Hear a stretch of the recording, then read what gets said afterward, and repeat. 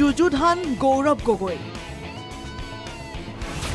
নিৰ্বাচনী ৰণত মুখ্যমন্ত্ৰীক প্ৰত্যাহ্বানৰ হুংকাৰ গৌৰৱৰ পাকিস্তান সংযোগৰ প্ৰসংগৰে মুখ্যমন্ত্ৰীয়ে ধৰাশায়ী কৰিব বিচাৰিছে গৌৰৱ গগৈ পিছে এইবাৰ নিৰ্বাচনী ৰণক্ষেত্ৰত হিমন্ত বিশ্ব শৰ্মাক প্ৰত্যাহ্বান জনাবলৈ সাজু হৈছে কংগ্ৰেছ সাংসদজন ধাৰাবাহিক সংবাদমেলেৰে মুখ্যমন্ত্ৰীক প্ৰত্যুত্তৰ দিয়াৰ পাছত এইবাৰ গৌৰৱ গগৈয়ে ভোটযুদ্ধৰ হুংকাৰ দিলে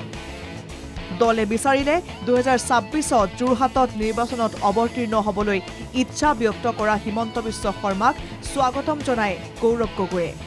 তদুপৰি দলে অনুমতি দিলে হিমন্ত বিশ্ব শৰ্মাৰ সৈতে সমুখ সমৰৰ বাবে সাজু বুলি মৰিয়নিত হুংকাৰ দিলে কংগ্ৰেছ সাংসদজনে তেওঁ যদি যোৰহাট আহিবলৈ বিচাৰে মোষ্ট ওয়েলকাম আৰু দলে যদি মোক কয় I am also most ready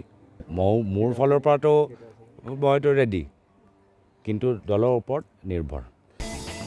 আনহাতে গৌৰৱ গগৈক লৈ মুখ্যমন্ত্ৰী ব্যস্ত হোৱাৰ কাৰণ ব্যাখ্যা কৰে ৰিপুন বৰাই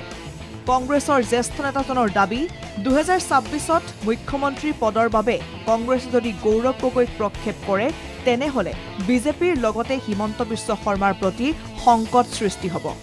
সেই সংকটে গৌৰৱক ম্লান কৰাৰ ষড়যন্ত্ৰ ৰচিছে মুখ্যমন্ত্ৰীয়ে কিবা কৰি নিশ্চিত হৈছে যে 26ৰ বিধানসভা নিৰ্বাচনত কংগ্ৰেছ দলৰ পৰা হয়তো গৌৰৱ গগৈ মুখ্যমন্ত্ৰীৰ প্ৰাৰ্থী হিচাপে প্ৰক্ষেপিত হ'ব পাৰে আৰু যদি গৌৰৱ গগৈ মুখ্যমন্ত্ৰীৰ প্ৰাৰ্থী হিচাপে প্ৰক্ষেপিত হয় তেতিয়াহ'লে 26ত কোনো কাৰণত বিজেপি চৰকাৰ নাহে আৰু হিমন্ত বিশ্ব শৰ্মাও দ্বিতীয়বাৰ মুখ্যমন্ত্ৰী হোৱাৰ সপোন বাস্তৱায়িত নহয় গতিকে তেওঁ এতিয়া ভাবিলে তেতিয়াহ'লে ৰাস্তা কি গৌৰৱ গগৈক ধ্বংস কৰিব লাগে আনহাতে AIUDFেও এয়া গৌৰৱ আতংকত ভোগা মুখ্যমন্ত্ৰীৰ ষড়যন্ত্ৰ বুলিয়ে অনুমান ব্যক্ত কৰে AIUDFৰ নেতা আমিনুল ইছলামে কংগ্ৰেছৰ সভাপতি গৌৰৱ গগৈ হলে বিজেপিৰ বাবে প্ৰত্যাহ্বান সৃষ্টি হ'ব পাৰে বুলি দাবী কৰে গৌৰৱ গগৈ সভাপতি হলে এটা প্ৰত্যাহ্বান সৃষ্টি হ'ব নেকি মাননীয় মুখ্যমন্ত্ৰী ডাঙৰীয়াৰ আগত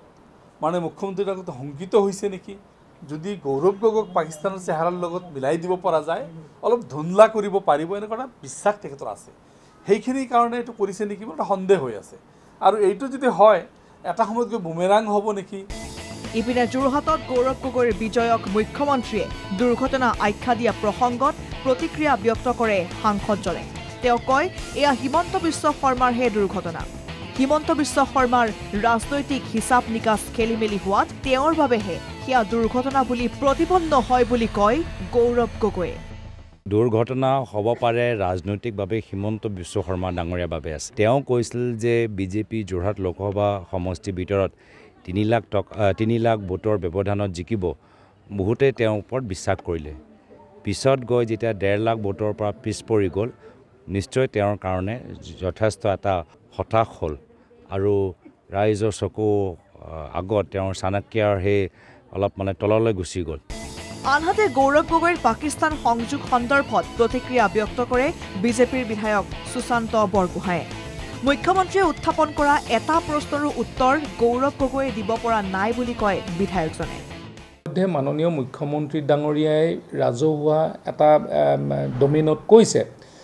তাৰ এটা উত্তৰ দিব পাৰিব লাগিছিল ইমান ডাঙৰ কথা নহয় যদি গৈছে কাৰণটো আৰু কিয় গৈছে কৈ দিলে হ'ল ভাৰত চৰকাৰে নজনাকৈ গৌৰৱ গগৈয়ে পাকিস্তান ভ্ৰমণ কৰা বিষয়ত সন্দেহ ব্যক্ত কৰি মুখ্যমন্ত্ৰীয়ে এই ক্ষেত্ৰত অত্যুক্তি কৰা বুলি মন্তব্য কৰে আমিনুল ইছলামে পাকিস্তানলৈ যাব নোৱাৰিব এনেকুৱা কোনো কথা আছে নেকি পাকিস্তান উইদাউট ভিসা গৈছে নেকি পাকিস্তান ভাৰত চৰকাৰ হোম মিনিষ্টাৰ পাৰমিশন নোহোৱাকৈ গৈছে নেকি যাব পাৰে ট্ৰেইনিং লোৱা যিখিনি কথা কৈ আছে তাত ট্ৰেইনিং লোৱা এইখিনি এটা উত্তুক্তি যেন মোৰ অনুভৱ হয় সাংসদ গৌৰৱ গগৈৰ পাকিস্তান ভ্ৰমণৰ প্ৰসংগত এইদৰে উত্তাল হৈ আছে ৰাজ্যৰ ৰাজনীতি ব্যুৰো ৰিপৰ্ট NKTV+